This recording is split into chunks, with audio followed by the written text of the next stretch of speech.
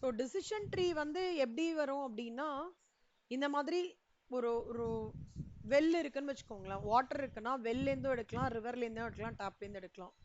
வெல்லேருந்து எடுக்கிறது 0.9 ப்ராபபிலிட்டி, இது 0.1 0.5 அந்த மாதிரி டெபிக் பண்ணி எடுத்துட்டு போறது வந்து டிசிஷன் மேக்கிங் டூல் ஓடுது. ஓகே,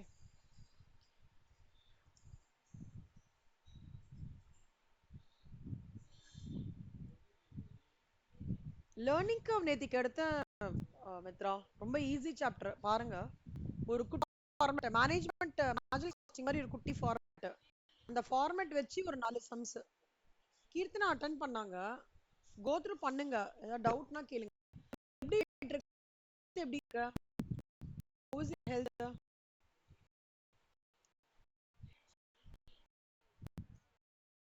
ட்ராக்கா? ஓகே,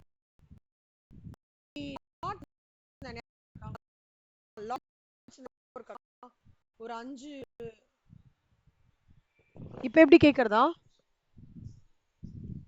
இப்ப கேக்குறது இல்லடா. இன்னைக்கு லா டெஸ்ட் வச்சிருந்தேன், உங்களால எழுத முடியுமா இன்னைக்கு? 10th மே 10th டெஸ்ட் வச்சிருந்தேன், ஞாபகம் இருக்கா?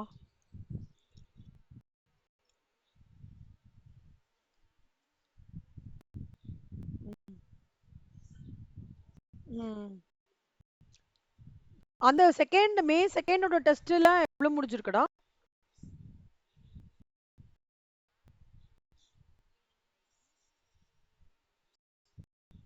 ம். ஓகே.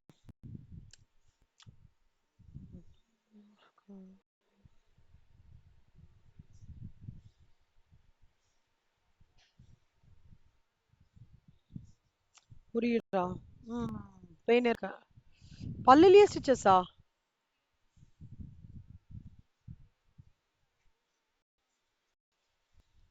ஐயோ,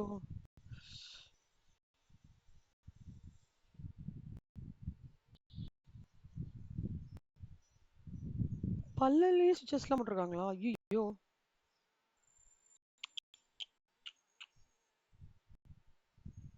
ஏன்னா நல்ல பல்ல எடுத்தாங்க, அந்த கிராஸா இருக்கிறதுனாலயா?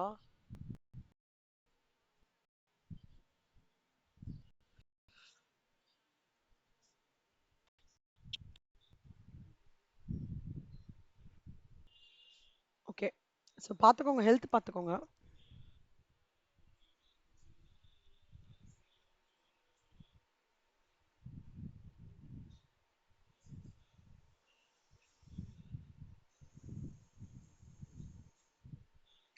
டிசிஷன் தியரி அப்படின்றது என்னன்னா, decision making is the most significant aspect of management process. Okay, இதுல வந்து டிசிஷன் என்ன ஸ்டெப்ஸ் ஆஃப் த ப்ராசஸ் என்னன்னா, டிசிஷன் ஐடென்டிஃபை பண்ணணும், அதோட ரிலவெண்ட் இன்ஃபர்மேஷன் வந்து கேதர் பண்ணணும். See, இப்போ வந்து நேச்சர் ஆஃப் த டிசிஷன் வந்து ஐடென்டிஃபை பண்ணணும், that the decision maker is faced with this. Before decision making, it is important to gather all the relevant information. So source of information to the two types, internal source, external source. Internal source ன்றது information within the organization.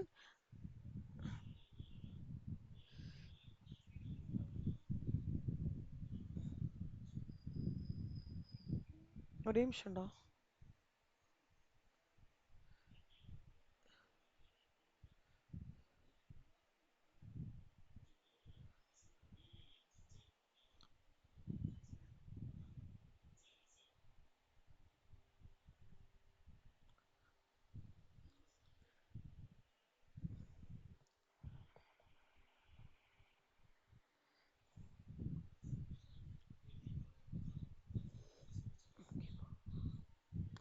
Internal sources information within the organization, external sources information which are available beyond the scope of the organization. Okay, அப்புறம் third one வந்து alternatives identify பண்றது, evidence consider பண்றது, action எடுக்கிறது. அதாவது 5 step இருக்கணும், ஞாபகம் வச்சுக்கோங்க. Decision என்னன்னு ஐடென்டிஃபை பண்றது, அதுக்கான இன்ஃபர்மேஷன் நான் கலெக்ட் பண்றது within the organisation or இது. அப்புறம் alternative plan A, plan B, plan C. Ah, consider the evidence. In the step, the decision maker uses his knowledge and emotion to imagine what would be like if one particular alternative is chosen and carried out. இப்போ நம்ம யோசிப்போம் இல்லக்கண்ணா, 12th முடிச்ச உடனே, இப்போ நீங்களாம் கூட யோசிச்சிருப்பீங்க, 12th முடிச்ச உடனே பிகாம் பண்ணிட்டே சிடபிள்யூ பண்ணலாமா?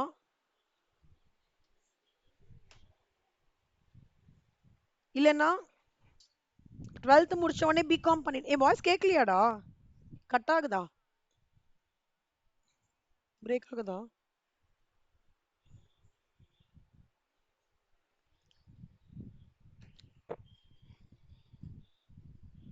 ஸோ இப்ப நல்லா கேட்கறதா?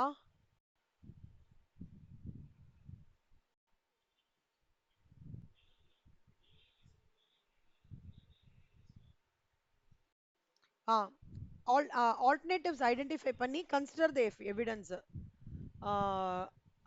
அதாவது 12th முடிச்ச உடனே பிகாம் பண்ணிட்டே சிடபிள்யூ பண்ணலாமா, இல்ல வெறும் சிடபிள்யூ பண்ணலாமா, இல்ல சிஏ சிடபிள்யூ ரெண்டுத்தோட ஃபவுண்டேஷன் எழுதலாமா அப்படின்லாம் நம்ம யோசிச்சிருப்போம்ல. அதெல்லாம் தான் ஆல்டர்னேட்டிவ்ஸ். அதுக்கப்புறம் திருப்பி செல்ஃப் என்ன யோசிக்கும், நம்மளால இது பண்ண முடியுமா பண்ண முடியாதா. நிறைய ஆப்ஷன்ஸ் நம்மளுக்கு தெரியும். அப்புறம் அதுல வந்து பண்ண முடியும் அப்படின்றதுக்கு வந்து ஒரு நம்மளே ஒரு மாதிரி ஒரு கான்ஃபிடன்ஸ் கிரியேட் பண்ணிப்போம். சரி இந்த சப்ஜெக்ட்ஸ் பார்ப்போம்ல, இந்த சப்ஜெக்ட்ஸ்லாம் எனக்கு கான்ஃபிடென்ட்டா இருக்கு, இந்த சப்ஜெக்ட்ஸ்லாம் கான்ஃபிடென்ட்டா இல்ல அப்படின்னு சொல்லிட்டு நம்ம கண்டிப்பா பார்ப்போம். அந்த மாதிரி பார்க்கும்போது நம்மளுக்கு என்ன தெரியும், ஓகே அப்பனா எனக்கு ப்ரெடாமினன்ட்லி வந்து லைக் இதெல்லாம் நான் கிராக் பண்ணிடுவேன், இது கொஞ்சம் எனக்கு எக்ஸ்ட்ரா கோச்சிங் வேணும், அதனால இதுக்கு நான் கிளாஸ் எடுவேன். அப்பனா நான் என்ன பண்றேன்னா, the decision maker uses his knowledge and emotion to imagine what it would be like if one particular alternative is chosen. Okay, நானே இமேஜின் பண்ணிக்கிறேன். இப்போ எனக்கு சிஏ ஃபவுண்டேஷன் வருமா வராதா, இல்ல சிடபிள்யூ ஃபவுண்டேஷன் ஈஸியா இருக்குமா, அந்த மாதிரி நம்மளே ஒரு பெர்மிட்டேஷன் காம்பினேஷன்ல நமக்குள்ளே ஒரு கான்ஃபிடன்ஸ் கிரியேட் பண்ணி சப்ஜெக்ட்ஸ்லாம் என்னன்றது அசஸ் பண்ணி பண்ணிப்போம்ல, அதான் கன்சிடரிங் தி எவிடன்ஸ். டேக்கிங் ஆக்ஷன்ன்றது ஓகே ரைட், இந்த சப்ஜெக்ட் மட்டும் கோச்சிங் போலாம் அப்படின்னு நினைக்கிறது. அப்புறம் ரிவ்யூ ஆஃப் தி டிசிஷன்ஸ், எல்லா ஸ்டெப்ஸையும் இது பண்ண உடனே ஒரு வாட்டி யோசிக்கிறது. ஓகே ஃபினான்ஷியல் அக்கௌண்டிங்கா, அப்போ நம்ம 11th 12th புக் படிச்சா போதும். காஸ்ட் அக்கௌண்டிங்கா, நம்ம வந்து ஃப்ரெஷ்ஷாக கோச்சிங் போய் ஆனோம். அந்த மாதிரி ஒவ்வொன்றுத்துக்கா டிசிஷனை ரிவ்யூ பண்ணி ஃபைனலாக வந்து either I have to revisit my ப்ராசஸா, இல்லை சில பேர் வந்து பண்ணுவாங்க ஃபவுண்டேஷன் முடிச்சிருவாங்க. சிலம் ஒரே நிமிஷம் இருங்க கண்ணா.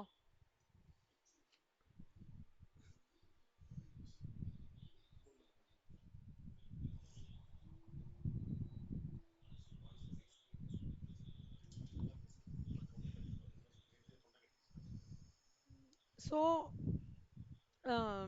இப்போ வந்து நான் என்ன சொன்னேன்டா, இப்போ கடைசியாக என்ன சொன்னேன்,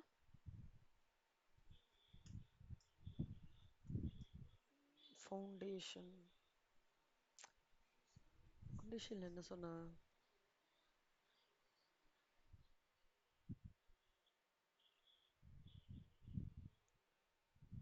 டிசிஷன் மேக்கிங் ப்ராசஸ் கரெக்ட். இப்போ அப்போ என்ன ஆகும்னா, த ப்ராசஸ் ஆஃப் எவால்வேஷன் சில பேர் என்ன பண்ணுவாங்கன்னா, லைக் ஒரு பாயிண்ட்டுக்கு அப்புறம் வந்து இப்போ எனக்கு வந்து ஒரு கன்ஃபியூஷன் இருந்தது, சிடபிள்யூ இன்டர் முடிச்சுட்டு வேலைக்கு போகலாமா, இல்லை ஃபைனல் முடிச்சுட்டு வேலைக்கு போகலாமா அப்படின்ட்டு. இன்டர் முடிச்சிட்டேன், இன்டர் முடிச்ச உடனே ஆஹ், வேலைக்கு போகிற எனக்கு ஆப்பர்ச்சுனிட்டி வந்தது. இது பண்ணிட்டே இருந்தேன், ஃபைனல் தான் படிக்கணும்னு நினச்சேன், ஆனால் வேற வழி இல்லை, வீட்டு சுச்சுவேஷனால நான் வேலைக்கு போனேன். ஓகே, அப்போ என்ன ஆச்சுன்னா, நான் ஃபைனல் போய் படிக்கலான்னு எல்லாமே ரெடி பண்ணதுக்கு ஒரு 2 days கழிச்சு என்னாச்சு, என் ப்ராசஸை ரீவிசிட் பண்ற மாதிரி ஆயிடுச்சு. அது எப்படின்னா என்ன, என் டிசிஷனையே, அதாவது ப்ராசஸ்னா என்ன, இப்போ நான் கண்டினியூஸாக டெடிக்கேட்டடாக ஃபைனல் படிச்சிருந்தேன்னா மார்னிங் ஈவினிங் கண்டினியூஸாக கிளாஸ் போவேன், லைப்ரரி போவேன், படிக்கிற மாதிரி இருக்கும். ப்ராசஸ் ரீவிசிட் பண்ணனா நான் வீக்கெண்ட்ஸ் மட்டும் கிளாஸ் போகிற மாதிரி இருந்தது ஸ்டேஜ் 3க்கு. அந்த மாதிரி அப்போனா every time we have to revisit, every time we do a revisit of our process. கரெக்டா? அதுதான் வந்து இந்த ஸ்டெப்ஸ் ஆஃப் தி ப்ராசஸ் சொல்லலாம். ஓகே, இது கொஞ்சம் பிரின்சிபல்ஸ் ஆஃப் மேனேஜ்மெண்ட்ல இதே மாதிரி வந்திருக்கும்டா. ஐடென்டிஃபை நீங்க எதெல்லாம் நல்லா அண்டர்ஸ்டாண்ட் பண்ணிக்கணும்னா,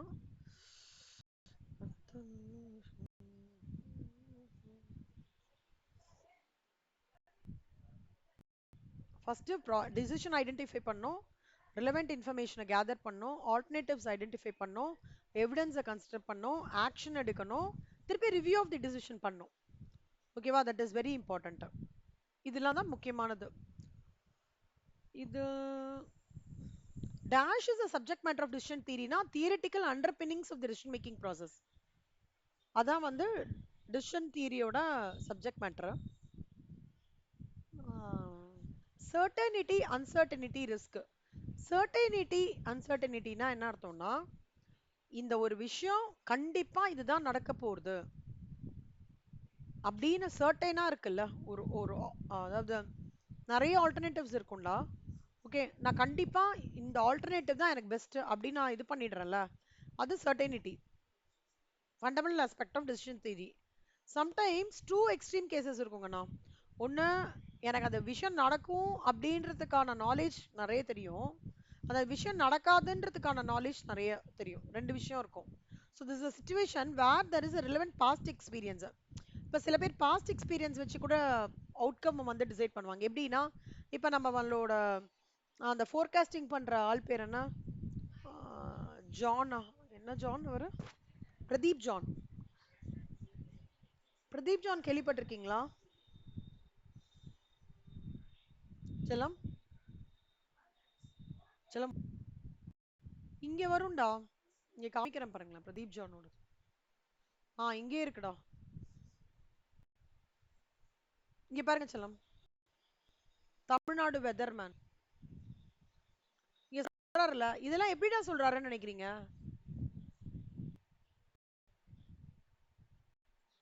இங்க சொல்லி பாருங்களேன். Hail storm Chennai May 4th May 17. எப்படி சொல்றாருன்னு நினைக்கிறீங்க இதெல்லாம்?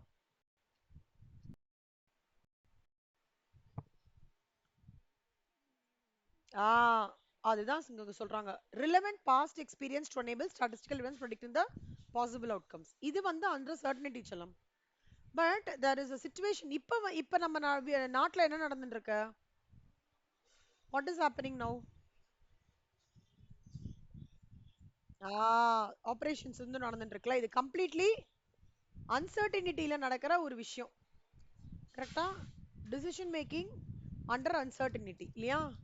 இப்ப வந்து மோடிஜி வந்து எடுத்து பண்ணி குவிக்கா முந்தானேத்தி தானே அந்த இது பாகிஸ்தான் இது பண்ணி எல்லாம் அன்சர்டினிட்டி. கரெக்டா?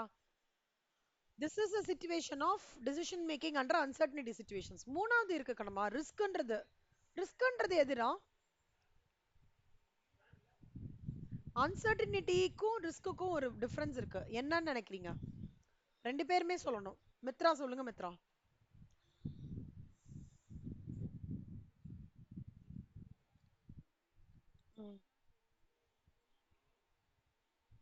அன்சர்டினிட்டினா தெரியாம நடக்குது, ரிஸ்க்னா தெரிஞ்சே பண்றது. Very good, super. நந்தனா நீங்க சொல்லுங்க, எக்ஸாம்பிளா சொல்லுங்க நந்தனா.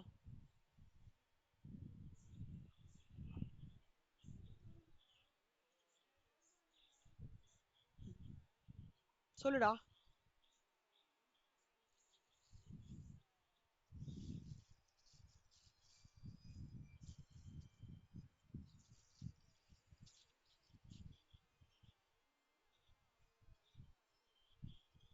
ம்.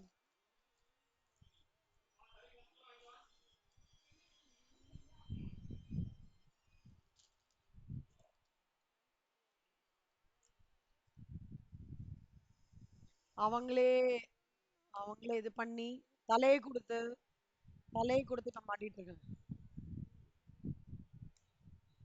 அந்த மாதிரி இது பண்ணிட்டாங்க. அன்சர்டினிட்டிக்கு உங்களுக்கு ஆக்சுவலா தெரியுது, டக்குன்னு வெளியில வரலன்னு நினைக்கிறேன். எக்ஸாம்பிள். ஓகே. யோசிங்க மித்ரா. நந்தனா இந்த மீன் டைம் நீங்க சொல்லுங்க செல்லம், உங்களுக்கு என்ன தோன்றது?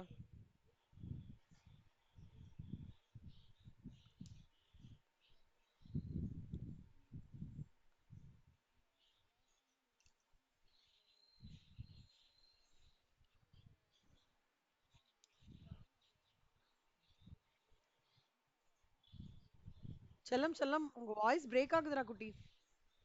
எனக்கு கேட்கலாம். நல்லா கணீர்னு பேசுங்க. எனக்கு அந்த மாதிரி ஒரு சவுண்ட். பேசுங்க. ம். ம்.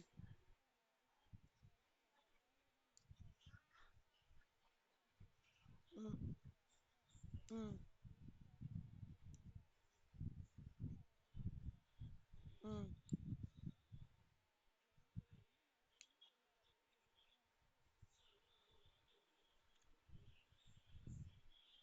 சூப்பரா, வெரி குட். நந்தனா உங்க அம்மா இருக்காங்களா Nandana? I want to appreciate you to your mother. அம்மா இருக்காங்களா?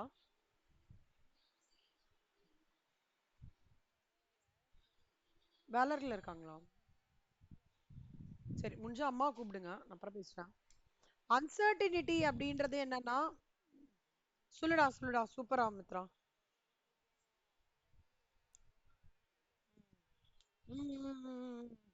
வெரி குட், சூப்பரா மித்ரா, கரெக்ட்.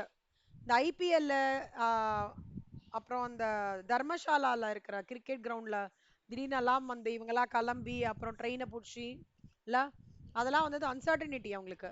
ரிஸ்க்ன்றது நீங்க சொன்ன அந்த இப்போ 26 பீப்புள் பாகிஸ்தான் மூணுன்னே பண்ணி தலையை கொடுத்து இப்ப மாட்டின்னு என்ன பண்றதுன்னு முழிக்கிறாங்கல்ல, அது வந்து risk.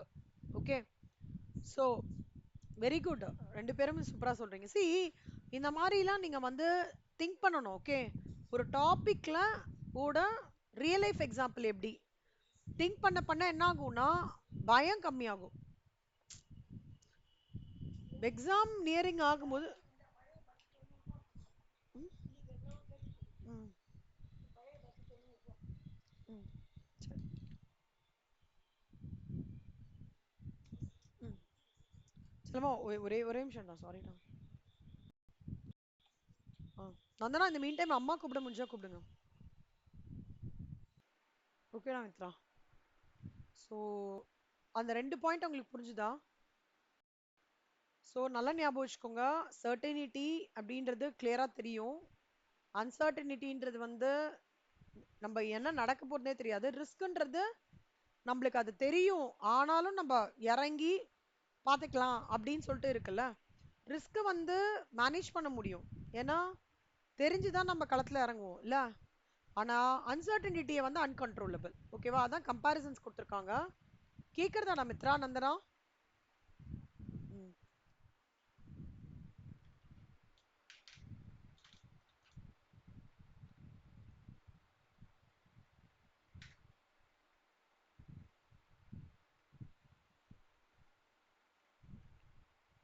Next, basis for comparison. Risk, uncertainty. ரிஸ்கோட மீனிங் என்னன்னா, probability of winning or losing something worthy is known as risk. Okay, like எப்படி சொல்றது, இப்ப நான் ஒரு இடத்துல பெட் வைக்கிறேன்னு வச்சுக்கோங்க. ஐபிஎல்லாம் பெட்டு தானே இல்ல. ஒரு டீமுக்கு on behalf of one team. யார் ஐபிஎல் பார்ப்பீங்க? வந்தனா, மித்ரா, யாராவது பார்ப்பீங்களா கிரிக்கெட்டு? அப்பப்பா, சூப்பர். இப்போ வந்து இதுல பிஹைண்ட் இது பாத்தீங்கன்னா இது பெட்டு தான்டா. ஓகே, ஐபிஎல் அந்த என்ன சொல்றது, இவ்வளோ வந்து பெட்டிங். கரெக்ட். இப்போ அந்த ரிலையன்ஸ் அவங்க இருக்காங்கல்ல, அவங்க வந்து மும்பை இந்தியன்ஸா, அந்த ப்ளூ கலர், அம்பானி வைஃப் இல்ல, நீதா இது. இவங்க வந்து இந்தியா சிமெண்ட்ஸ் இல்ல, நம்ம சென்னையோடது. சென்னை சூப்பர் கிங்ஸ் வந்து இந்தியா சிமெண்ட்ஸ். அத மாதிரி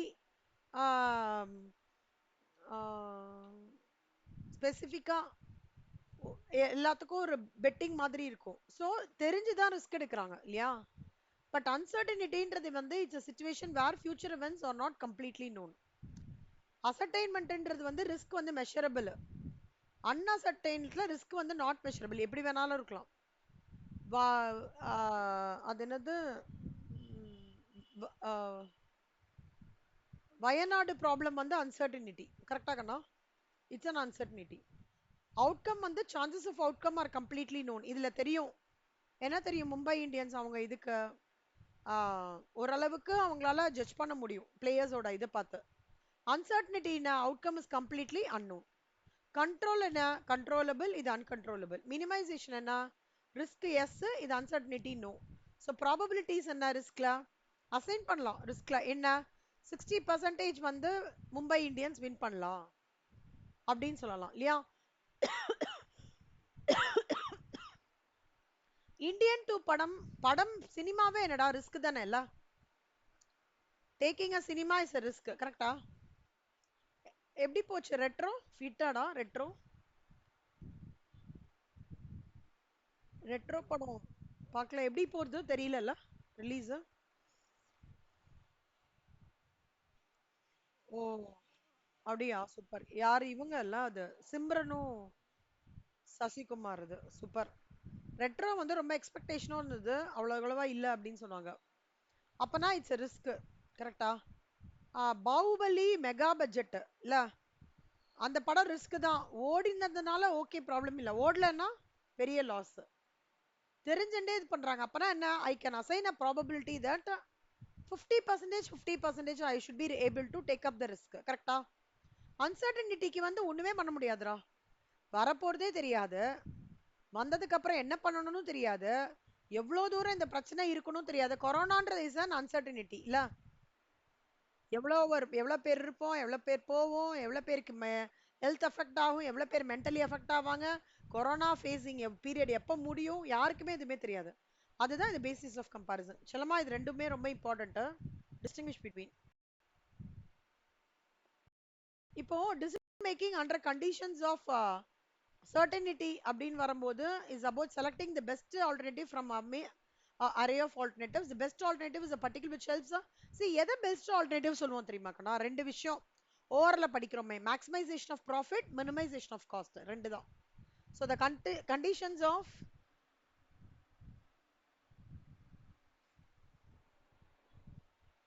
the conditions of certainty,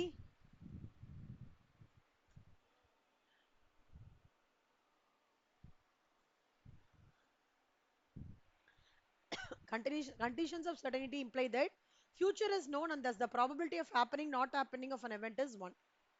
All the models of short-term decision making discussed in module 4 of the study note are under conditions of certainty. See, it is a condition where future is 10% definite. The situation is confirmed because of availability of all reliable information. இதுக்கு என்ன தெரியுமாடா? இந்த காசியும் எனக்கு தெரியும், எஃபெக்டும் என்னன்றத known with certainty இருக்கும்போது அதை தான் வந்து அந்த மாதிரி டைம்ல ஒரு டிசிஷன் எடுக்கணும்னா அந்த சினாரியோ தான் என்ன சொல்லுவாங்கன்னா decisions under conditions of certainty. ஓகேவா? So condition exist in routine டிசிஷன்ஸ்லாம் என்ன? Payment of wages, salaries, payment of raw materials, அதெல்லாம். Another example is when a person is going to buy a car, he can collect all the relevant information about that car and he gets confirmed as to what type of car he is buying. This is erroneous as the terms uncertainty and future are fabricated into each other.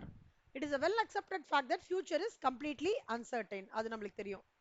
அப்போ the gamut of short term decision making that operate on uncertaintyன்றது வந்து deterministic model அப்படின்னு சொல்லுவாங்க. கனமா இது note பண்ணிக்கோங்க. It is very important for your MCQ.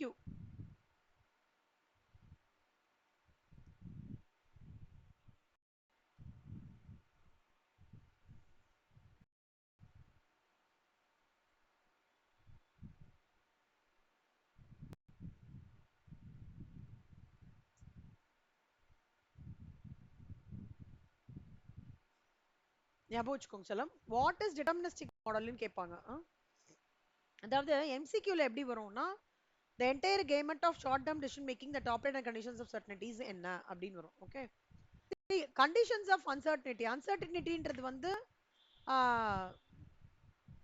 the complex environment is now referred VUCA. VUCA என்னன்னா volatility, uncertainty, complexity and ambiguity. It applies to assess the complex environment. இப்போ நம்ம கரண்டா face பண்றோமே last 3 வீக்ஸா VUCA environment. கரெக்டா? என்ன நடக்க போகுது? இப்ப நாளைக்கு எப்படி பாகிஸ்தான் இது பண்ண போறாங்க, அந்த மாதிரி ஒரு விஷயம் இருக்குல்ல, அதான் VUCA environment. So we are right now in a very complex environment இல்லையா? அதை தான் அவங்க சொல்றாங்க end of continuum. Uncertaintyன்றது ஆல்ரெடி நம்ம படிச்சிருக்கோம். there is இப்ப அன்சர்டனிட்டில நம்மளுக்கு அதை பத்தியான விஷயம் எப்படி நடக்க போறது, இல்ல இது நடக்கும் இந்த டைம் தான் நடக்குமான்றது தெரியாது. அப்போ ப்ராபபிலிட்டி சிச்சுவேஷன், நான் ப்ராபபிலிட்டி அதுக்கு அசைன் பண்ண முடியுமா? அசைன் பண்ண முடியாது. கரெக்டா கண்ணா? இதுதான் decision making under conditions of uncertainty. Under the condition of ரிஸ்க்னா என்ன அர்த்தம் அப்படின்னா ஃபினான்ஷியல் ரிஸ்க் இருக்கு, நம்ம எஃப்எம்ல படிக்கிறோம். Risk is a situation where the decision maker is neither certain. see இதுதான் ஆக போறதுன்றது சர்டனிட்டி இருக்காது, ஆனா ப்ராபபிலிட்டி அசைன் பண்ணலாம். ஹேப்பனிங் ஆஃப் இந்த இவெண்ட், ஹேப்பனிங் ஆஃப் ஐபிஎல் வந்து Mumbai Indians getting win 60%, happening of not விட்டிங் இன் 0.6%. அந்த மாதிரி உங்களுக்கு ப்ராபபிலிட்டி அசைன் பண்ண முடியும் இல்லையா ரிஸ்க்குக்கு. அதான் சொல்றாங்க the probability of throwing a 4 is 1/6 as there is one event favorable and 6 events that may occur, or statistical probabilities obtained through analysis of homogeneous data. For example, the chances of rain on 16th August 2022 may be assigned by looking into the weather report of last 200 years. கரெக்டாடா? இப்ப அப்படிதானே பண்றாரு இவரு Pradeep John. பாத்தீங்கன்னா இது எல்லாமே பண்றாருடா. ஆனா எப்படி பண்றாரு? the video of dust from Korattur Lake courtesy heritage inspired. அப்புறம் அந்த மாதிரி மான்ஸ்டர் ரெட் தக்லீஸ் ஆர் மூவிங் டுவர்ட்ஸ் சென்னை இதெல்லாம் இங்க போடுறாரு பாருங்களேன் வெள்ளூர் 40 இது எல்லாமே அவர் ஏதோ ஒரு ப்ரீவியஸ் டேட்டா அவர் அசஸ்மென்ட்ல எடுத்து அந்த மாதிரி கொடுத்துருக்கிறது. எஸ்பெஷலி எல்லாம் கொடுத்துருக்கு இயர் பை இயர் கொடுத்துருக்கா இல்லையா நம்மளுக்கு. இது எல்லாமே கம்ப்ளீட்லி என்ன அர்த்தம் data. So chances of rain may be assigned by looking into the weather report of last 200 days. If rain had occurred on 60 days out of 200 days, it may be said that the probability of rain on 16th August 2022 is 60 by 200 and probability of rain not happening on 16th August வந்து 0.7. Okay, இந்த மாதிரி இருக்கிறது தான் இது. மூணு புரிஞ்சுதா? அதான் doubt இருக்கா?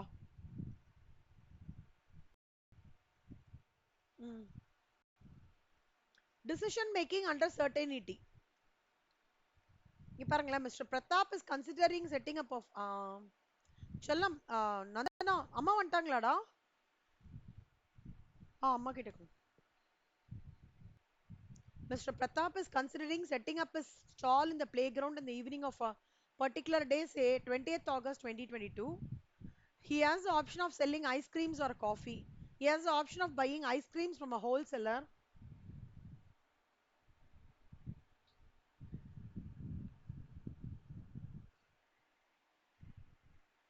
He has the option of selling ice creams or coffee. Okay, வாடா. இப்போ ice creams வந்து buy பண்றாங்கன்னு வெச்சுக்கோங்களேன் from the wholesaler at the rate of 56 each and selling them at 60 each. அப்பனா 4 ரூபாய் ப்ராஃபிட் பார்ப்பான். நீங்க சொல்லுங்க கண்ணா, சன்னி டேல அவன் வந்து he sales 200 cones. But if it is on a rainy day, the sales falls and he is able to sell only 80 cones. On the contrary, he can sell coffee whereby he can make a profit of 6 per cup. கரெக்டாடா? இங்க பாருங்க செல்லம், அதாவது நார்மலா ஒரு ice cream வாங்கி விக்கிறான்னா 4 ரூபாய் profit பண்றான்டா. எப்பவுமே ice cream எங்க எப்ப சேல் ஆகும்? சன்னி டேல சேல் ஆகும். 200 கோன் சேல் ஆகுறது. But if it is a rainy day, then sales வந்து fall ஆகும். He is able to sell only 80 cones. அப்போ on the contrary, he can sell coffee. Coffee இப்ப செல் பண்றாங்கன்னு வச்சுக்கோங்களேன், ரெய்னி டேல காஃபி சேல் பண்றாங்க அப்படின்னா காஃபி சேல் ஆகிறது நல்லா, சன்னி டேல கோன் சேல் ஆகிறது, ஐஸ்கிரீம் நல்லா சேல் ஆகிறது. ஸோ எந்த அதை எப்படி ஒரு பே ஆஃப் மேட்ரிக்ஸ்ல எக்ஸ்பிளைன் பண்ணியிருக்காங்கன்னா, ஐஸ்கிரீம் சேல சன்னி டேல வந்து 800, ரெய்னி டேல 320 தான். காஃபி வந்து சன்னி டேல 600 தான், ரெய்னி டேல 960. அப்போ ஒரு பெரிய ஸ்டேட்மெண்ட்டை ஒரு குட்டி பே ஆஃப் மேட்ரிக்ஸ்ல எப்படி எடுத்துட்டு வரணும்ன்றது இப்படிதான் சொல்லுவாங்க. ஆக்ட்ஸ், ஸ்டேட் ஆஃப் நேச்சர், அப்புறம் அதோட டேட்டா. இது ஈஸியா புரியுறதாடா? வள வள வள வள வள வள நம்ம சொல்லும் போது ஈஸியா புரியுமா? இல்ல இப்படிதானே புரியும். அதுதான் சொல்றாங்க tabular column. அந்த pay off matrixன்றது speaks a lot. Pay off matrix communicates the facts very easily. Now on the morning of 20th August 2022, he wakes up and finds that he has been raining from the previous day night, and for clarification he calls the Met office and confirms that it would rain for the whole day. He faces a situation of uncertainty as only one state of nature, that is being a rainy day. His decision whether to rainy day பார்க்கறான்டா, உடனே என்ன பண்ணுவான்? Ice cream விப்பானா coffee விப்பானா? Coffee. சூப்பர்ரா, very good. இதுவே ஆப்போசிட்ல sunny டேவா இருக்குடா, பயங்கரமா குதிக்குது, ஐஸ்கிரீம் விப்பானா காஃபி விப்பானா? சூப்பர் செல்லம். அதுதான் இப்ப அந்த மாதிரி சிச்சுவேஷன்ஸ்ல வரும்போது ஒரு பே ஆஃப் மெட்ரிக்ஸ் எப்படி வந்து ஒரு ஸ்டேட்ஸ் ஆஃப் நேச்சரை வந்து நம்ம எப்படி எக்ஸ்பிளைன் பண்ணுவோம்? That will communicate the not only himself but also to the a particular group who would like to take decisions. அவங்களுக்கும் ஈஸியா இருக்கும் அப்படின்றதுக்கு ஒரு சின்ன சால்ட் கேஸ். நான் ஒரு ப்ராக்டிக்கலா ஒன்று அப்சர்வ் பண்ணேங்கண்ணா. காத்தால வரைக்கும் கரும்பு ஜூஸ் போட்டுட்டே இருந்தார் இங்க ஒருத்தர். ஓகே, நல்லா வெயில 2 மணிக்கு நல்லா மழை வர ஆரம்பிச்சிருது. ஓகே, அதுக்கப்புறம் என்ன பண்ணிட்டாரு, கரும்பு ஜூஸ் கடையை க்ளோஸ் பண்ணி கார்ன் போட ஆரம்பிச்சிட்டாரு. கார்ன் இருக்குல்ல, சுடுவாங்களே, பார்த்துருக்கீங்களா? கார்னை நல்லா எப்படி அந்த குளிர் கிளைமேட்ல கார்ன் சுட சுட சாப்பிட்டு மேல எலுமிச்சை மழத்தை நல்லா இது பண்ணி மசாலாலாம் போட்டு அப்படியே நல்ல ஒரு கூலான கிளைமேட்ல ஜன்னலை பார்த்துட்டே ஒரு சீனரியை பார்த்துட்டே சாப்பிட்டோம்னா எப்படி ஃபீல் பண்ணுவோம்? சமல்ல. அத ஒரு ஸ்டேட்ஸ் ஆஃப் நேச்சர்ல வித் ஆக்ட்ஸ் அதை வந்து நம்ம இன் டர்ம்ஸ் ஆஃப் எப்படி அதோட அவுட்கம் இருக்கு அப்படின்றத ரெப்ரசன்ட் பண்ற ஒரு விஷயம் தான் பே ஆஃப் மெட்ரிக்ஸ் பண்ணோம். ஓகே, ஸோ மிஸ்டர் பெத்தாஃப் இஸ் பெட்டர் ஆஃப். இப்போ பாரு சொல்லமா, இதுல வந்து லைக் ஐஸ்கிரீமா இதுவானா சன்னி டேல ஐஸ்கிரீம் தான், ரெய்னி டேல ஐஸ்கிரீமா காஃபியானா காஃபி தான். கரெக்டா? So Mr. Pratap is better off if he sells coffee on 20th August at the playground, as the payoff from selling coffee is higher than the payoff from selling ice cream. It is known with certainty that 20th August will be a sure a rainy day. Decision matrix இது எங்க பார்த்திருக்கீங்களாடா நீங்க 12th?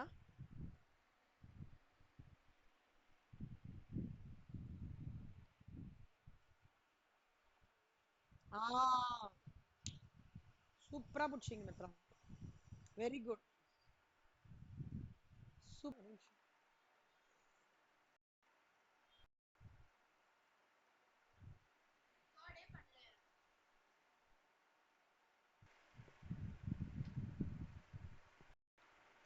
The decision matrix எப்படின்னா, நம்ம டிட்டர்மினன்ட்ஸ்னு ஒரு chapter 11th வந்து business மேத்தமெட்டிக்ஸ்ல படிச்சிருப்போம்டா. Alternative states of nature probability. Okay, அதுல வந்து 1 1 1 2 னா என்னடா மித்ரா? 1 1 1 2 2 2. வெரி குட், அந்த மாதிரி ஃபுல்லா போ. ஓகேவா? ஸோ அப்புறம் பே ஆஃப் மேட்ரிக்ஸ் வந்து டிசிஷன் மேட்ரிக்ஸ் எப்படி இருக்கும்? பே ஆஃப் மேட்ரிக்ஸ்ல ஆல்டர்னேட்டிவ் என்ன, ஸ்டேட்ஸ் ஆஃப் நேச்சர் என்ன, அந்த மாதிரி போட்டிருப்பாங்க. Under condition of certainty there would be only one state of nature as the future is known with certainty. Thus the decision matrix or payoff matrix would be given as below. Okay, but decision making under risk. அடுத்தது, but decision making under risk na risk ன்றது normally we used to have a negative இல்லையா, a condition where there is a possibility of adverse deviation from a desired outcome. இப்போ let's say கண்ணா, நீங்க ஒரு ஒரு ஷேர்ல வந்து invest பண்ணிருக்கீங்கடா. Okay, but நீங்க நினைச்சதை விட பயங்கரமா கீழே போயிட்டே இருக்கு. அப்ப என்ன ஆகும்? அதுக்கு பேர் என்ன சொல்லுவாங்கன்னா adverse deviation. Decide income outcome நீங்க என்ன எதிர்பார்த்தீங்க? ஓகே, மினிமம் ஒரு 14% ரிட்டர்ன் வரும் பார்த்தா அது -14% காமிக்க ஆரம்பிக்கிறது. அதுதான் வந்து ரிஸ்க் அப்படின்னு சொல்றாங்க. இங்க வந்து there is a, terminology called as non-programmed decisions. See, when new and unfamiliar problems arise இருக்கும்போது நீங்க அப்படியே இப்போ வந்து ஃபார் எக்ஸாம்பிள் ஏதாவது ஒரு சுச்சுவேஷன் வந்திருக்கும் நம்மளுக்கு லைஃப்ல, நம்ம அந்த மாதிரி ஒரு சுச்சுவேஷன் ஃபேஸே பண்ணியிருக்க மாட்டோம். அப்போ ஏற்கனவே சில விஷயத்துக்கு அந்த மாதிரி நம்ம டிசிஷன் எடுத்த மாதிரி அதுக்கு எடுக்க முடியுமா? கரெக்டே கிடையாதுல்ல. அதான் நான் ப்ரோக்ராம்டு டிசிஷன்ஸ்னா ஆல்ரெடி பிளான்டு ஒன். இப்போ இப்போ வந்து ஒரு ஃபங்க்ஷன்ல சீஃப் கெஸ்ட் வரலடா, ஃபங்க்ஷன்னா சீஃப் கெஸ்ட் கூப்பிட்டா அவங்க வருவாங்கல்ல, திடீர்னு வரல, என்ன பண்ணுவீங்க மித்ரா? நீங்க சிடபிள்யூ ஃபைனல் முடிச்சிட்டீங்கடா. ஓகே, ஒரு ஃபர்ம் ஆரம்பிக்கிறீங்க, சிஎம்ஐ ஃபர்ம் ஆரம்பிக்கிறீங்க, சீஃப் கெஸ்ட் கூப்பிடுறீங்க. ஓகேவா? சும்மா ஒரு இதுக்காக சொல்றேன். சீஃப் கெஸ்ட் கூப்பிடுறீங்க, அந்த டைம்ல பார்த்து சீஃப் கெஸ்ட் ஏதோ வர முடியாத சுச்சுவேஷன், என்ன பண்ணுவீங்க?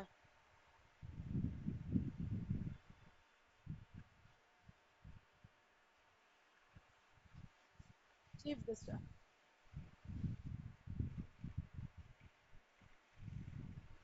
இல்லைன்னா அம்மாவை கூப்பிட்டு ரிப்பன் கட் பண்ண சொல்லுவேன். கரெக்டா?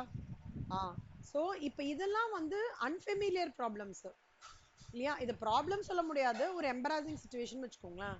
அப்போ என்ன பண்ணுவோம் அந்த டைம் பார்த்து நம்ம ஐயோ நம்ம இதெல்லாம் பண்ணோமேன்னு யோசிப்போம். அப்போ you have to take a non programmed decisions which is tailor to the situations at that particular point of time. Okay, அப்போ ஹேண்ட்லிங் நான் ரொட்டீன் ப்ராப்ளம்ஸ்ன்றது நீங்க ஏதாவது பர்சனலா ஃபேஸ் பண்ணிருக்கீங்களா?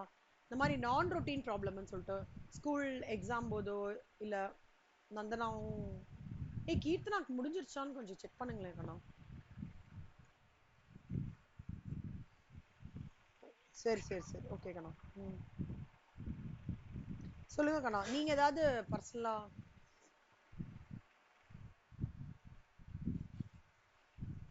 உங்களுக்கு இப்போ இப்போ இதுவே வந்து நான் ரொட்டீன் ப்ராப்ளம்ல, இந்த பல்லு ப்ராப்ளமே நான் ரொட்டீன் ப்ராப்ளம் தான். ஓகே, இப்போ வந்து இதுக்கு நீங்க எப்படி ப்ராப்ளம் சால்வ் பண்ணலாம்னு நினைக்கிறீங்க? எக்ஸாமும் இருக்கு, எப்படி சால்வ் பண்ணலாம்னு நினைக்கிறீங்க?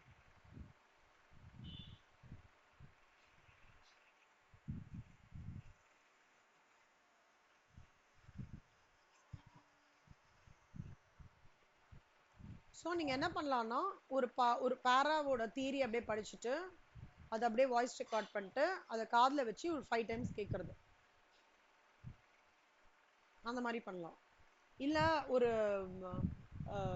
என்னோட ரெக்கார்டிங் ஏதாவது எடுத்து சும்மா அப்படியே சம்ஸ் மட்டும் நான் போட்டிருப்பேன்ல அந்த சம்ஸ் அப்படியே பார்க்கறது. இல்ல ஃபார்முலா மட்டும் எடுத்து சும்மா அப்படி பார்த்து மைண்ட்ல வச்சு ஃபார்மட்ஸ் சாப்டர் அந்த மாதிரி பண்றது. இல்ல வீடியோஸ் அப்படியே கோத்ரூ பண்ணிட்டே வருது, எங்க டவுட் இருக்கோ அதை மார்க் பண்ணி அப்புறம் என்கிட்ட கேட்கறது. இந்த மாதிரிலாம் plan A plan B plan C நீங்க சொல்யூஷன்ஸ் பார்க்கலாம். கரெக்டா? நந்தனா, நீங்க என்ன மாதிரிடா நான் ரொட்டீன் ப்ராப்ளம் ஃபேஸ் பண்ணிருக்கீங்க?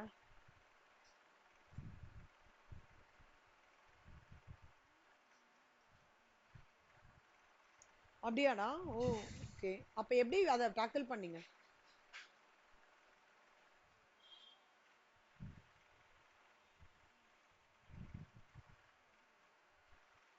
ஓகே, அப்புறம் பெண்டிங்லாம் இருந்திருக்கும்ல, அதை எப்படி ஃபேஸ் பண்ணிருக்கீங்க? அதை எப்படி ஓவர் கம் பண்ணி வந்தீங்க?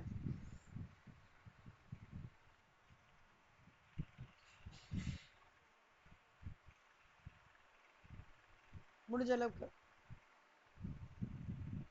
கொஞ்சம் கஷ்டமா இருந்தது. சரி, எப்பவுமே நல்லா புரிஞ்சுக்கோங்க, நம்மளுக்கு ஒரு ப்ராப்ளம் வரும், ப்ராப்ளம்க்கு சொல்யூஷன் கண்டிப்பா இருக்கும். சரியா? நம்ம தான் சொல்யூஷன் எக்ஸ்ப்ளோர் பண்ணணும்.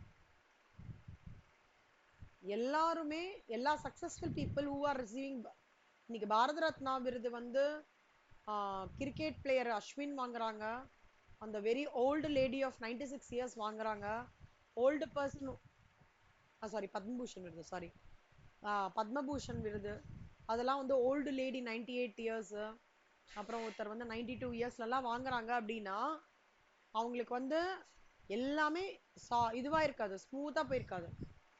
99% they would have faced with non-routine problems தான். அதுக்கும் அவங்க ஒரு சொல்யூஷன் பண்ணியிருப்பாங்க, அதனால தான் அவங்களால இன்னைக்கு அந்த விருது வாங்க முடியுதுன்னா இட்ஸ் பிகாஸ் ஆஃப் தட் இல்லையா? ஸோ அப்பனா என்ன அர்த்தம்னா, any unfamiliar problems arises, you have to go for a non programmed decision making. ஓகேவா? நான் ப்ரோக்ராம் டிசிஷன் மேக்கிங்ன்றதுக்கு வந்து which is required for a professionals like that. சிடபிள்யூக்கும் சிஎம்ஏக்கும் சிஎஸ்க்கு எதுக்கு ஜாஸ்தியா சேலரி கிடைக்கிறது? என்னைக்காவது யோசிச்சிருக்கீங்களா? ஏன் இந்த 3 கேட்டகரிக்கும் மத்த இது இல்லாம ஏன் ஜாஸ்தியான சேலரி இருக்கு சொல்லுங்க? இன்ஜினியர் கூட அந்த சேலரி வாங்க மாட்டாங்க.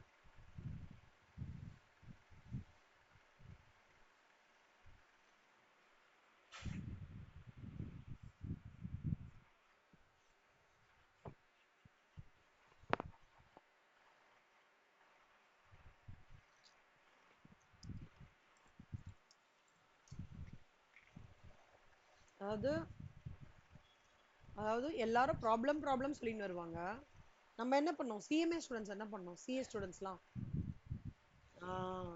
அதான் அந்த ரோல் தான் நம்ம இருக்கோம்.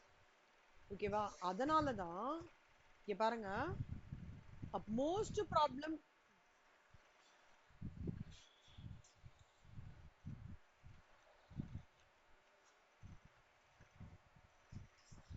ரியாலிட்டி கூட கனெக்ட் ஆகிறதுனால இருக்கு சலம்.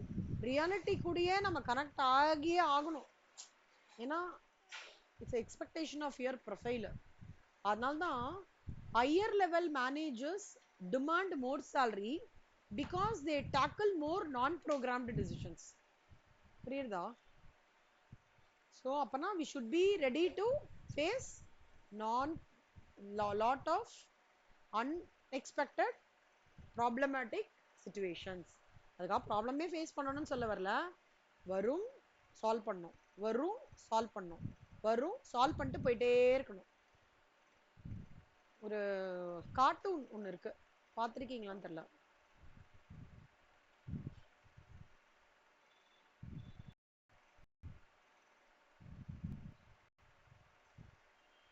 ஒரு ஆள் இங்க இருப்பான், அவனுக்கு இந்த மவுண்டன் ஏறணும்டா. அவனுக்கு இந்த வழி எதுவுமே தெரியாது. இப்படி போவான், ஒரு கல்லு கட கட கட கடன்னு வந்து விழும். கல்லை தூக்கி வச்சுட்டு இந்த பக்கம் வச்சுட்டு திருப்பி போவான். அப்புறம் இப்படி போவான், கொஞ்சம் நடப்பான், தண்ணி வரும். தண்ணியில ஒரு முதல்ல உட்காந்துட்டு இருக்கும். ஓகேவா? முதலையோட ஃபைட் பண்ணிட்டு திருப்பி போவான், முதல்ல மேலே ஏறியே போவான். அப்போ ஒரு ஹனி பீ வரும். இவனை பார்த்த உடனே என்ன பண்ணும்னா, பெரிய ஹியூஜ் ஹனி பீ கொட்டை வரும். அது கூடயும் ஃபைட் பண்ணிட்டு அதை இது பண்ணிட்டு திருப்பி மேலே போவான். அப்புறம் ஒரு பெரிய பள்ளம் மாதிரி இருக்கும். அப்போ அந்த பள்ளத்துல இறங்கி கீழே மேலே போவான். போய் பார்த்தானாக்கா அந்த மலையே தெரியாது, ஒரே காடா இருக்கும். மரம் ஏறி மேல உச்சியில பார்க்கும்போது அவனுக்கு வந்து தெரியும், இதுக்கு நடுவுல வந்து அது என்ன சொல்லுவாங்க, கனெக்டிவிட்டியே இல்லாத மாதிரி இருக்கும். அப்புறம் பார்த்தா தெரியும், இங்க இல்ல, இது இப்படி சுத்தின போய் போனாதான் இந்த பக்கமே வர முடியும்ன்றது அவனுக்கு தெரியும். வரும், அந்த மரம் மேல ஏறி பார்க்கும்போது தெரிஞ்சிடும். ஆனா ஆன் த வேல பார்த்தானா ப்ராப்பரான உனக்கு இதெல்லாம் கிடையாது. ஸோ அப்பனா எவ்வளோ அப்டக்கிள்ஸ்ல இங்க. பட் ஒரு சிஎம்ஏ, சிஏ, சிஎஸ் எப்படி இந்த அப்டக்கிள்ஸ் எல்லாம் தகர்த்து போடுறாங்கன்னு நினைக்கிறீங்க?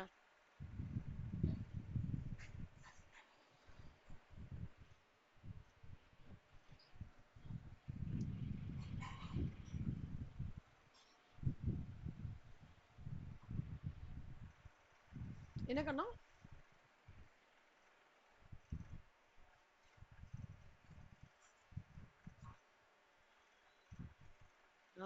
இந்த இந்த கல்லு இப்படி வருதுன்றத தகர்க்கிறதுக்கான ஸ்கில் செட் இவன் கிட்ட இருக்கு. எப்படின்னா, இவன் அதுக்கான ஸ்டடீஸ் இங்க படிக்கிறான், இங்கேயோ படிச்சிருக்கான். இங்க ரிவர் இருக்கு, crocodile எப்படி ஹண்ட் பண்றதுன்ற ஸ்கில் செட், தேனிய எப்படி அட்டாக் பண்ணுன்ற ஸ்கில் செட். ஒரு மலை ஏறுறவனுக்கு இதெல்லாம் தேவையில்ல கண்ணா, கரெக்டா? நேச்சரை நீ பார்க்கணும்னா நேச்சர் கூடயே கனெக்டடா இருக்கிற சில விஷயத்துக்கூட டாக்கிள் பண்ணவும் நம்மளுக்கு தெரியணும்ல. அப்புறம் அதே மாதிரி இந்த ரூட்டு, அப்புறம் நம்ம ரோப்பு வயத்துல கட்டிண்டு கீழே இறங்கி அப்படி மேல போறான் அவன்.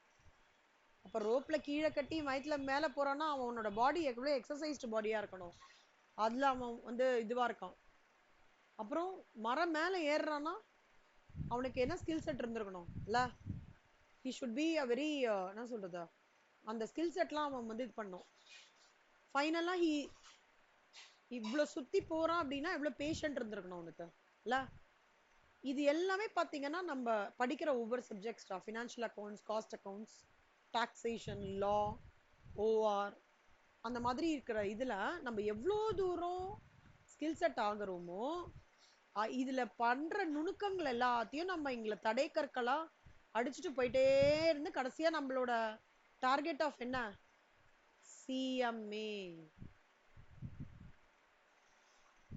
மித்ரா, நந்தனா, சிஎம்ஏ, அந்த மாதிரி ஃபைனலா அக்கம்ப்ளிஷ் பண்ணுவோம். கரெக்டா? அப்போ இதெல்லாம் வருது, பிரச்சனை எல்லாம் வருதே நம்ம சொல்லி இது பண்ணக்கூடாதுமா? இல்ல, இதுல நான் ஸ்கில் செட் இருக்குல்ல, இந்த நாலேஜ் அதை இங்க அப்ளை பண்ணி எப்படி அதை ஓவர் கம் பண்ணும். அதனாலதான் நம்மளுக்கு இவ்வளவு சப்ஜெக்ட்ஸ். நீங்க இப்ப சிஎம்ஏ போய் ஏதாவது ஒண்ணு ஜாயின் பண்றீங்கன்னா, say for example if your getting into transfer pricing team, transfer pricing மட்டும் நீங்க அதுல பார்க்க மாட்டீங்க. கொஞ்சம் ஃபினான்ஷியல் அக்கவுண்ட்ஸ், கொஞ்சம் காஸ்ட் எல்லாமே டச் அப் ஆகும். அதனால தான் உங்களை எக்ஸலன்ஸ் பண்றதுக்கு தான் இந்த டாபிக்ஸ்லாம் கொடுத்து உங்களை ஸ்ட்ராங் பண்றாங்க. எந்த டாபிக் வேணா கேட்கறது. அப்போ you get align to a practical scenario and you manage your unprogrammed or unfamiliar problems. அதுக்கு தான் நம்ம இவ்வளோ விஷயம் படிச்சு இவ்வளோ கஷ்டமான விஷயத்தெல்லாம் நீங்க தகர்த்து போய் பண்றதுனால தான் ஹை பெய்டு. ஓகேவாடா? ஒரு பொண்ணு சிஎம்ஏ ஃபைனல் ஸ்டார்டிங் salary 33 lakhsக்கு ஏதோ ஜாயின் ஆயிருக்கா டெல்லியில. ஒரு பொண்ணு ஃபைனல் கேக்குறதா 33 lakhsக்கு ஜாயின் ஆயிருக்கா.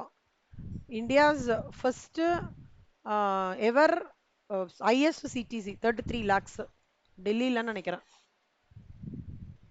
ஓகேவா? ஸோ இதெல்லாம் ஞாபகம் வச்சுக்கணும்.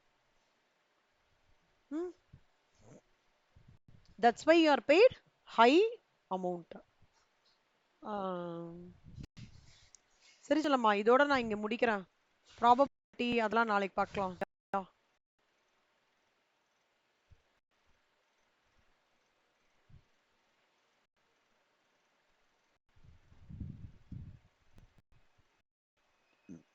சால்ட் கேஸ் சும்மா திருப்பி அதே தாண்டா எடுத்துட்டு வராங்கன்னா, ஹாட் அண்ட் ஹியூமிடா இருந்ததுதான் இது பண்ற அதே கான்செப்ட்.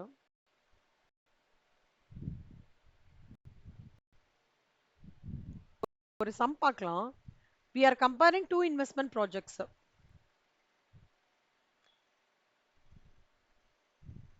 we are comparing ரெண்டு இன்வெஸ்ட்மெண்ட் ப்ராஜெக்ட்ஸ்டா. ரெண்டு ரிட்டர்னுமே வந்து ரெண்டுத்துக்குமே 20% ரிட்டர்ன் எதிர்பார்க்குறேன். Standard deviation of project A return வந்து 15%, பியோடது வந்து 9% சொல்றாங்க. இப்போ அவங்க என்ன கேட்குறாங்க, எந்த ஒன் வந்து ரிஸ்கியா இருக்கு அப்படின்னு கேட்குறாங்க.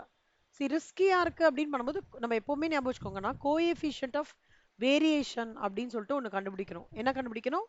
Coefficient of variation. எப்படி?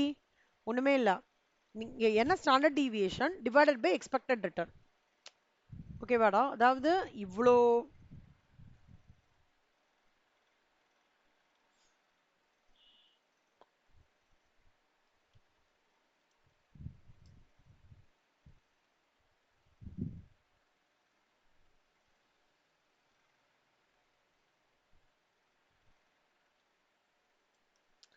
எக்ஸ்பெக்டட் ரிட்டர்ன் வந்து எனக்கு 20%.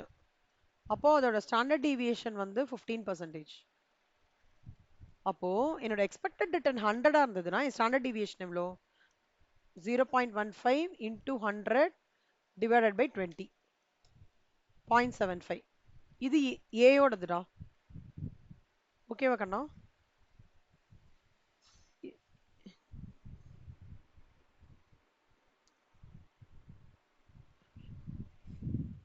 ஒரு நிமிஷம்டா.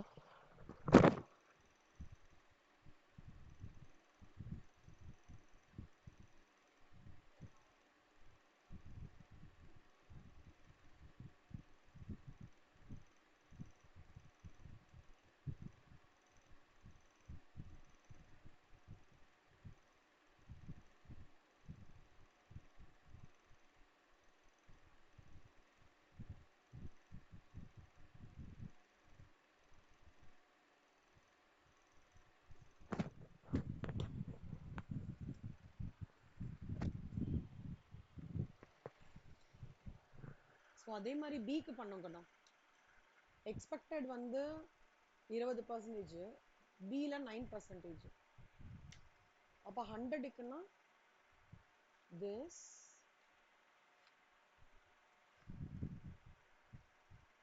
into this divided by this. So 0.100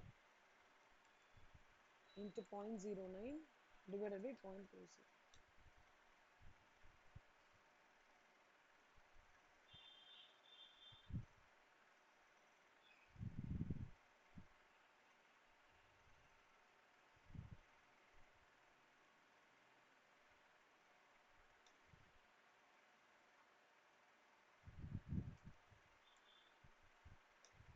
so 0.45டா.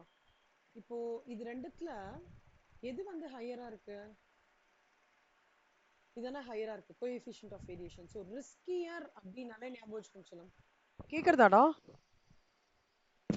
கேக்குறதாடா? Ah, riskier அப்படின்னாலே எது இதுல ஹையரா இருக்கோ கோஎஃபிஷியன்ட் ஆஃப் வேரியேஷன் கண்டுபிடிக்கணும். ரிஸ்கியர் ஞாபகம் வச்சுக்கோங்க.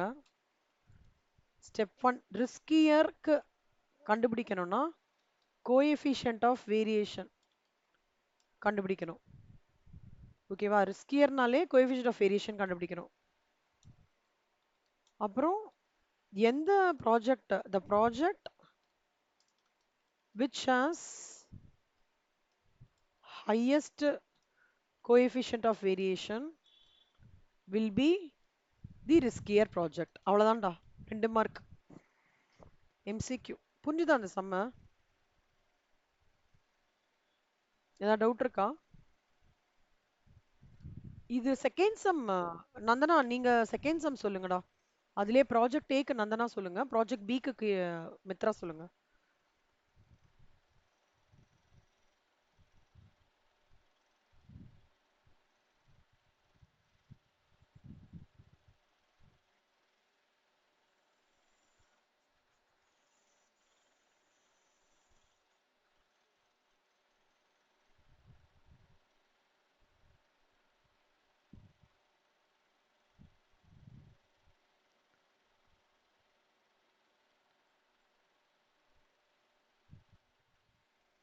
செல்லம் திருப்பி சொல்லுங்களா, பிரேக் ஆகுது.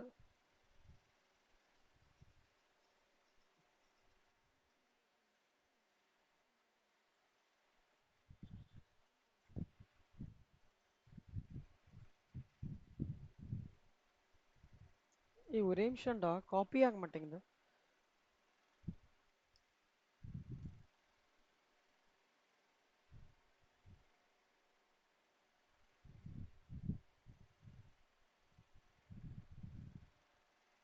ஓ சாரி. இப்ப சொல்லுடா. என்ன சொல்றது? ப்ராஜெக்ட் டேக் என்ன?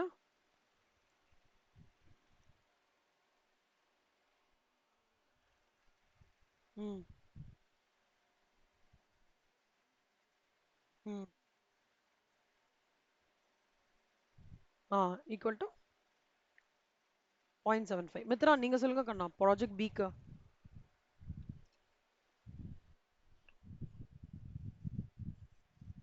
ம்.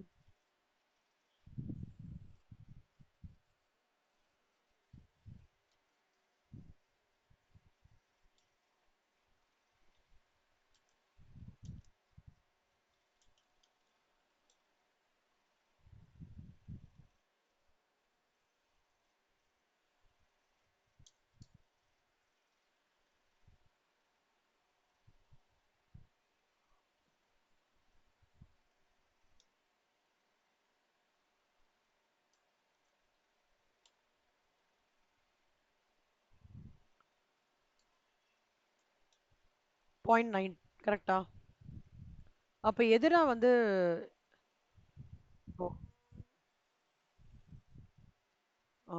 ப்ராஜெக்ட் பி கரெக்டா? சூப்பர். 2 marks question. ஸோ இதோட நான் இன்னைக்கு இது முடிக்கிறேன்.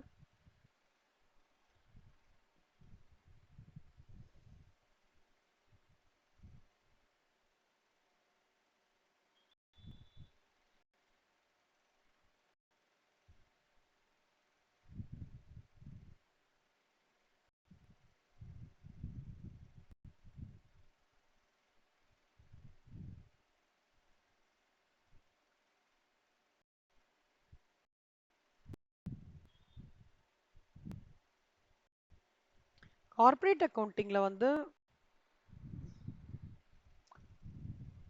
நேத்திக்கு வந்து right issue, bonus issue, forfeiture அந்த கிளப் டவுன் பார்த்தோம்.